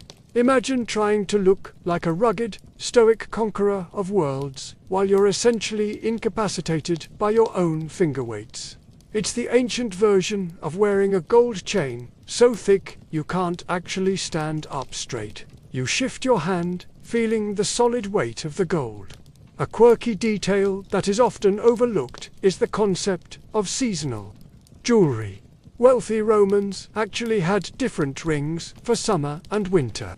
In the sweltering heat we've been navigating, a heavy solid gold band could become uncomfortably hot and make your finger swell, a practical nightmare when you're trying to look effortless. So, they had light summer rings made of thin gold or hollowed-out bands. In the winter, they switched back to the heavy, substantial versions. You check your ring, it's a midweight, perfectly calibrated for a pleasant evening, making you feel like a man who has his life and his accessories under total control. Historians still wonder how many of these excessive jewelry wearers were actually new money individuals trying to buy the respect that their family names couldn't provide. There was a specific term for someone who over-accessorized, a fop or a dandy. If you showed up to the forum with 10 rings and a jeweled brooch, the old guard aristocrats wouldn't see a wealthy man. They'd see a desperate one. You realize that in Rome, the ultimate power move was stealth wealth. One perfect ring, one perfect stripe, and a very expensive, very clean toga said more than a pound of gemstones ever could. It was an empire built on the principle of less is more, provided that less cost a fortune. The light from a nearby tavern flickers, casting dancing shadows across your knuckles. You notice a man sitting at a table nearby, his hands bare except for the calluses of hard work. The contrast reminds you that your smooth, ringed hand is a sign that you don't have to pull oars or carry bricks. Your hands are for gesturing, for signing laws, and for holding a wine cup. It's a heavy realization, much like the ring itself. You find yourself turning the band of the ring with your thumb, a rhythmic, soothing motion that matches the slow pace of the evening. Another quirky detail of Roman jewelry was the use of apotropaic symbols, charms meant to ward off the evil eye. Many rings featured the image of a finger pointing at an eye, or a small phallic charm for luck. To a modern observer, it might look a bit strange, but to a Roman, your jewelry was your spiritual bodyguard. You were wearing a tiny, golden security system on your finger. You look at the engraving on your own ring. It's a simple image of Minerva, the goddess of wisdom. You feel a little smarter just looking at it, or perhaps just more prepared for a nap. The city is growing quieter now. The sounds of the tavern, the clatter of dice on a wooden table, the low murmur of conversation are muffled by the heavy evening air. Your breathing is slow and steady. You feel the weight of the ring, the weight of the toga, and the weight of your own history. Everything is in its right place. You haven't fallen into the trap of wearing 10 rings. You haven't embarrassed your ancestors with winter jewelry in the summer. You are the picture of Roman restraint. You think about the jeweler who carved that tiny Minerva into the stone of your ring. He likely worked by the light of a small oil lamp, using tools made of bone and iron, squinting to capture the detail of the goddess's helmet. It's a tiny masterpiece meant to be seen by only a few people. Rome was a city of hidden details, from the pattern on your soles to the engraving on your ring. It was a world that rewarded those who took the time to look closely. You close your eyes, the sensation of the gold band against your skin becoming a focal point for your relaxation. It's a small, cool circle of certainty in a changing world. You feel your fingers loosening, your hand going limp against the wool of your lap. The bling isn't a burden anymore. It's a grounding wire. You are connected to the earth, to the gold in the hills, and to the craft of the city. As you sit there in the flickering lamplight, you realize that the best accessory you have is the stillness of the night. The gold will stay bright, the wool will stay white, and you, for now, can simply let go. As the stars begin to peer through the velvet curtains of the Roman sky, you receive a signal that it is time for the evening's main event, the cena, or formal dinner. You are invited to a quiet, elegant villa. And as you cross the threshold, you realize that all your hard work in keeping your toga pristine today is about to face its final, most dangerous boss, the dinner party. In Rome, you didn't sit in a chair like a modern person. You reclined. You are guided to the triclinium, a dining room featuring 3 large couches, arranged in a U-shape around a central table. As a guest of honor, you are directed to the middle couch. Now comes the challenge. You have to lie down on your left side, propped up on an elbow, while managing 6 yards of wall and trying to look like a graceful aristocrat rather than a giant, fallen burrito. A widely accepted historical fact is that the Romans viewed sitting upright at a dinner table as something for children, slaves, or unrefined provincials. To be a true member of the elite, you had to eat while horizontal. There is a dry humor in the sheer logistics of this. You are balancing on your left hip and elbow, which leaves only your right hand free to navigate a multi-course meal. There are no forks, only spoons, knives, and your fingers. Imagine trying to dip a piece of bread into a bowl of honey-glazed dormice while your toga is slowly trying to slide off the couch and onto the floor. It is a masterpiece of coordination. If you drop a piece of sauce-heavy ostrich meat onto your toga candida, it isn't just a stain. It's a public declaration that you lack the physical discipline to be a leader of men. You settle onto the cushions, which are stuffed with soft goose feathers and covered in embroidered silk. You carefully tuck the tail of your toga under your legs to prevent it from tangling with the feet of your neighbor. A quirky detail of Roman dining is that the napkin wasn't always provided by the host. Many guests brought their own mappa, which they would use not only to wipe their hands, but also to smuggle leftovers home at the end of the night. Yes, even in the height of Roman luxury, people were essentially taking a doggy bag in their formal linens. You find yourself patting your folds to ensure your own mappa is ready, just in case the honey cakes are worth a midnight snack. Historians still wonder how the Romans avoided a collective epidemic of indigestion, given that they were eating heavy, wine-soaked meals while lying down. To combat this, the pace of the dinner was agonizingly slow. This wasn't a 20 minutes and done affair. A proper cena could last 4 or 5 hours. There were musicians, poets, and long stretches of quiet conversation between courses. You find yourself leaning into the rhythm. The flickering lamplight, the low murmur of the other guests, and the weight of the wool against your side create a hypnotic atmosphere.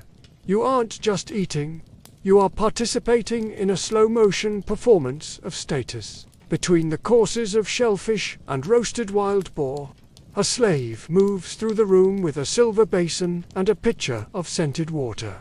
He stops at each guest, allowing you to wash your fingers. The water is cool and smells of lemon and mint. It's a necessary ritual because, remember, you are eating with your hands. There is something incredibly grounding about the process. In your modern life, eating is often a distracted, fast-paced necessity. Here, every bite is a tactile experience. You feel the texture of the bread, the warmth of the meat, and the coolness of the wine. You are forced to be present in your body, mostly because if you stop paying attention, your toga will end up in the gravy. A quirky detail that brings a smile to your face is the sweeper. In many wealthy homes, the floor was decorated with a mosaic known as the unswept floor, which depicted scraps of food, shells, and bones cast aside during a feast. It was a joke in Tilaway to make the guests feel comfortable about dropping things. You look at the floor and see a perfectly rendered lobster claw in the mosaic. And for a moment, you can't tell if it's real or art. It's the dry, sophisticated humor of a civilization that has so much wealth they can afford to make their floors look messy on purpose. The wine is served in a heavy silver skyphos, a two-handled cup. It has been mixed with water and a bit of honey. As drinking wine neat was considered another serious fashion faux pas, mark of a barbarian or a drunkard. You take a slow sip, the sweetness of the honey coating your throat. The weight of the silver cup feels significant in your hand. You realize that your still arm training from earlier in the day has prepared you for this. Your left arm is propped firmly on the cushion, and your right arm moves with the precision of a surgeon. You are winning the dinner. Your toga is clean, your posture is stable, and you haven't accidentally elbowed the person on the couch behind you. The room is growing warmer from the heat of the oil lamps. The scent of roasted herbs and expensive wine fills the air. You find your breathing slowing down, each exhale matching the rhythmic strumming of a lyre player in the corner. The world beyond this room, the politics, the laundry, the fashion police, all feels very far away. There is only the taste of the wine and the softness of the cushions. You are sinking deeper into the experience. The boundaries of your body blurred by the heavy layers of wool and the gentle, golden light. You think about the host of this dinner, who spent days selecting the menu and ensuring that the placement of the couches followed the strict rules of Roman hierarchy. Even in relaxation, there is structure. But it's a structure that supports you, like the frame of the couch. It allows you to let go of the need to be doing anything. Your only job is to be a guest, to be still, and to appreciate the slow passage of the night. As the final coarser tray of fresh figs and cool grapes is brought out, you feel a sense of profound completion. The struggle of the toga you faced this morning has led you to this moment of absolute, dignified repose. You have navigated the city, survived the barber, and mastered the art of horizontal eating. You are a Roman in full bloom. You close your eyes for a second, the taste of a sweet fig on your tongue, and let the quiet, melodic conversation of the room wash over you like a warm tide. The evening is at its peak, and you are exactly where you are meant to be. As you finally bid a quiet farewell to your host, stepping back out into the Roman night, the air has shifted. The heavy, perfumed warmth of the triclinium is replaced by a crisp, starlit clarity. The city is different now.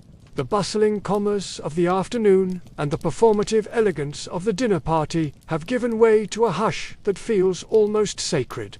You begin your slow walk back to your villa, and for the first time today, you aren't worried about who is watching. You decide to perform a small, personal rebellion. You loosen your grip. You let your left arm drop from its 90-degree anchor position. The toga immediately sags, its perfect geometry collapsing into a more natural, tired heap of wool. It's the ancient version of kicking off your heels or loosening your tie at the end of a long shift. A widely accepted historical fact is that Rome didn't have streetlights. Aside from the occasional lamp flickering outside a tavern or the torches carried by wealthy citizens and their retinues, the city at night was a labyrinth of deep velvet shadows. This made the vigils the city's night watch essential. As you walk, you see the distant, rhythmic bobbing of their lanterns. They move through the streets like slow-moving fireflies, checking for the city's greatest fear, fire. In a city built of wood and stone and lit by open flames, a single tipped lamp could spell disaster. There is a dry humor in realizing that these watchmen spent most of their time not fighting crime, but telling people to be more careful with their candles. They were the world's first fire safety inspectors, wandering the night in their simple tunics, probably judging your disheveled toga as you pass. You find a quiet spot near a stone archway to stop and catch your breath. You reach up and unwrap the final loop of the toga from your shoulder, letting the fabric hang loosely around your waist. The relief is instant. Your shoulder feels lighter, as if you've just set down a heavy backpack after a day of hiking. A quirky detail of Roman life is that they had a specific category of house clothes, the synthesis. This was a much more relaxed, colorful garment that was acceptable to wear at home or during the festival of Saturnalia. But out here, on the street, you are still technically a citizen in a toga, even if yours is currently looking a bit pre-loved. You feel like a secret agent who has just taken off their disguise. Underneath the wool, you are just a person, breathing in the cool, damp air of the Tiber. Historians still wonder how much crime actually took place in the Roman night. While the writers of the time loved to tell stories of muggings and cloak snatchers, the city often felt like a series of small, fortified islands. Each villa was a fortress, its heavy doors bolted and its windows high and narrow. You feel that sense of enclosure as you move through the residential streets. The walls on either side of you are thick and silent, holding in the dreams of thousands. You are a solitary figure, moving through a city that has finally stopped talking. The only sound is the rhythmic clack of your leather shoes and the occasional rustle of a stray dog moving through a pile of discarded vegetable stalks. You notice a small shrine to the Lares Compitals, the gods of the crossroads, tucked into a niche in the wall. A tiny oil lamp still flickers there, casting long, wavering shadows of the nearby columns. You pause to adjust your footwear. The leather laces of your calce have loosened slightly, and you take a moment to retie them. The tactile sensation of the leather grounding you. There is a strange, dry humor in the thought that even the gods of the crossroads were probably concerned with the fashion faux pas of an untied shoe. In Rome, the rules never truly slept. They just lowered their voices. A quirky detail of the night was the sound of the wheels. By law, heavy wagons were banned from the city streets during the day to prevent traffic jams. This meant that the moment the sun went down, the city became a cacophony of iron-rimmed wheels and braying donkeys. As you walk, you can hear the distant, low rumble of the supply chain. Grain, wine, and building stone are all moving through the arteries of the city, while the citizens sleep. It's the white noise of Roman logistics. You find the sound strangely comforting, a reminder that the city is a living thing that breathes and eats even in the dark. You reach the entrance to your own villa. The heavy oak door is cool to the touch. You give the iron knocker a soft, rhythmic tap, and the door is opened by a sleepy-eyed doorman. As you step inside, the silence of the atrium swallows you. The impluvium is a dark mirror, reflecting the stars above. You stand there for a moment, completely still. You are home. The performative part of your day is over. You don't have to be a billboard, a statesman, or a guest. You can just be. You begin to unwrap the toga entirely. It's a slow process, like peeling an orange. The fabric falls in heavy, cream-colored coils at your feet. You step out of the circle of wool, feeling the cool air hit your skin through your simple linen tunic. You feel smaller, but also freer. The weight that has defined your every movement since sunrise is gone. You pick up the pile of woolets, surprisingly heavy when it's not distributed across your shoulders, and lay it carefully over a wooden bench. Tomorrow, it might need a trip to the fuller, but tonight, it is just a tired piece of cloth. Your breathing is deep and effortless. Now, the tension that has lived in your left arm all day has finally evaporated. You look up through the compluvium at the square of night sky. The stars are bright and distant, indifferent to the stripes on a man's shoulder or the quality of his laundry. There is a profound peace in that indifference. In the grand scheme of the cosmos, your fashion, faux pas, and your social triumphs are nothing but dust. And yet, there is a beauty in the effort.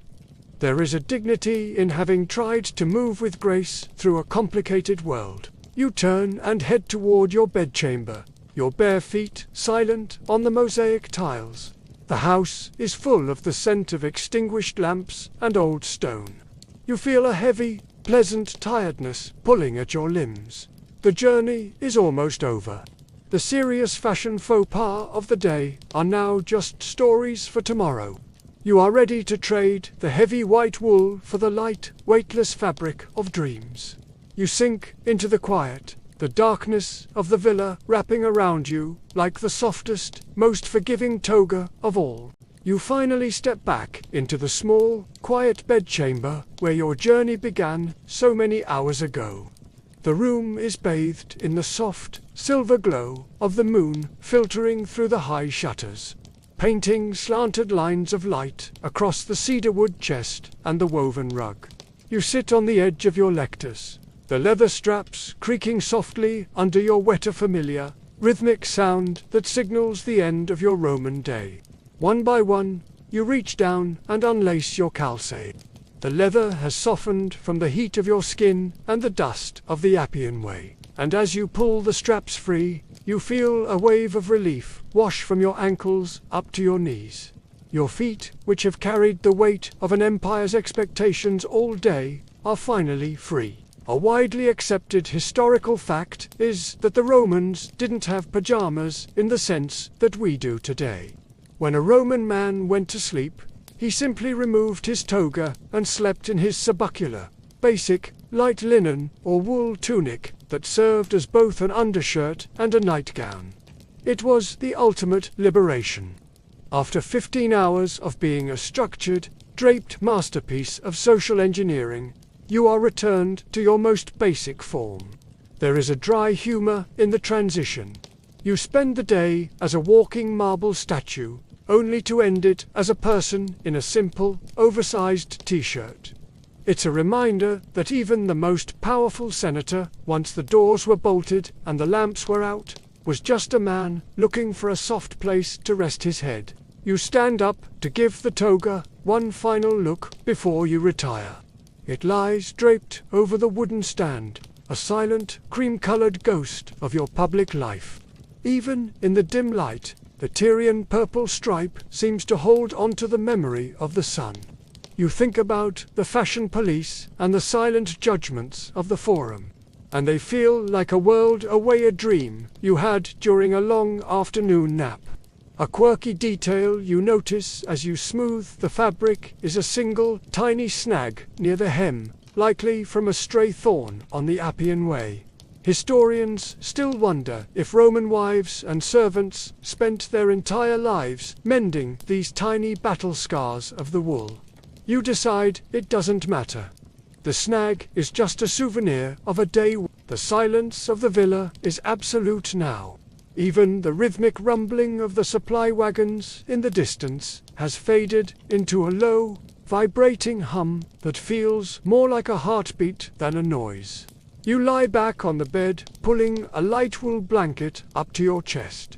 The texture is different from the toga's, softer, unwashed by the harsh chemicals of the foolery, smelling only of clean sheep and the faint, sweet scent of the cedar chest. You feel your body sinking into the interlaced leather straps of the bed frame. They give just enough to cradle your weight, creating a sensation of being suspended in the air. Historians still debate the correct sleeping position for a Roman, but as you settle in, you realize that the best position is whatever allows the tension of the still arm to finally melt away. Your left shoulder, which has been braced all day, finally drops, merging with the softness of the pillow. Your breathing becomes slow, deep, and rhythmic, a steady tide pulling you away from the shores of the eternal city. You find yourself thinking one last, sleepy thought about that cone silk scandal. You realize that the moralists were wrong. It wasn't the transparency of the fabric that was dangerous. It was the idea that anything could be more important than the feeling of finally being still. The moonlight shifts slightly as a cloud passes over the moon and the room grows darker. You are no longer a citizen, a billboard, or a masterpiece of tailoring. You are just a breath in the dark. The city of Rome, with its marble columns, its pungent laundries, its high-stakes fashion, and its snail-dye secrets continues to pulse outside your walls, but it no longer requires anything from you. You have followed every rule, avoided every faux pas, and maintained your dignity until the very last lamp was extinguished. You have earned this silence. You feel a warmth spreading through your limbs, a heavy, pleasant lethargy that makes even the thought of moving a finger feel like an impossible task. The world of 2025 is a distant memory. The world of 50 BC is your present reality, and it is a very, very quiet one. You are tucked into the heart of history, wrapped in the safety of a house that has stood for generations and will stand for many more. The weight of the past isn't a burden anymore, it's a blanket. It's the sound of the fountain, the smell of the cedar, and the slow, golden drift of time itself. As you close your eyes for the final time tonight, the image of the forum fades, replaced by the soft, dark velvet of sleep. You aren't worried about the morning or the struggle of the drape that awaits you. That is a problem for another sun. For now, there is only the cool air on your face and the rhythmic pulse of your own heart. You are a Roman at rest, a citizen of the night, perfectly draped in the shadows of the centuries. As the last echoes of the Roman street fade from your mind, feel the weight of your own body settling into the mattress beneath you. The heavy wool of the toga has been lifted, replaced by the weightless peace of the present moment. Take a long, slow breath in, feeling your chest rise like the gentle swell of the Mediterranean, and let it out even slower, releasing every bit of tension from your shoulders. Your left arm, so steady and anchored all day, can finally rest completely. Feel your fingers go limp, your jaw relax, and the space between your eyebrows soften. Imagine the quiet atrium of the villa, where the water in the pool is perfectly still, reflecting only the stars. The cool night air is moving through the house, carrying away the scents of incense and dust, leaving only a clean, silent freshness. You are safe. You are grounded. The history we walked through today is millions of years long, and your only task right now is to drift along its surface like a fallen leaf on a quiet stream. There is nothing you need to do, and nowhere you need to go. The rules of the world have been set aside. The stripes and the status no longer matter. You are just a traveler resting between 2 points in time, supported by the steady, ancient rhythm of the earth. Let your thoughts become as soft as the fleece of a Roman lamb, blurring at the edges until they turn into a gentle, white mist. Sink deeper into the darkness, deeper into the warmth, until the last flicker of the oil lamp disappears. The city is asleep. The road is quiet. You are home.